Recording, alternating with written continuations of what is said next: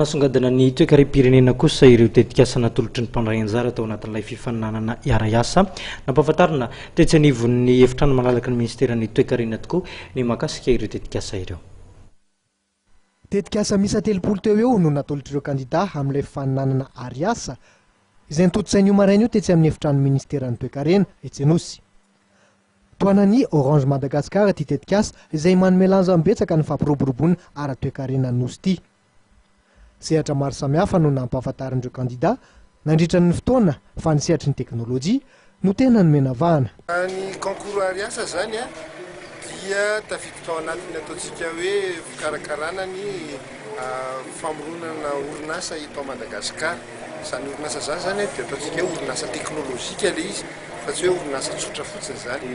Dia avy aiza zany simile ataonay hoe idée de projet avy amina ataontsika hoe Centre national de recherche de Madagascar na laboratoire na école zany. Hitanareo teo zany zao avy amin'ny INTH izay misy école manokana momba ny fanofanana momba ny entrepreneuriat touristique.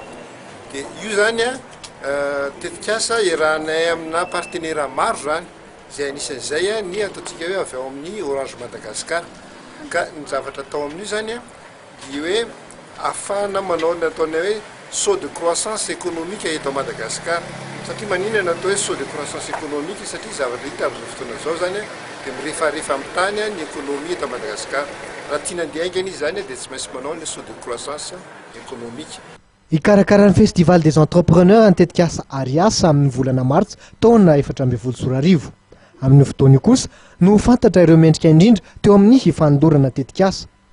Omena famatsim-bola sy arahana ara-teknika izy ireo eo amin'ny fanatanterahana ny tetikasany araka ny fanazavan'ny tompona andraikitrany.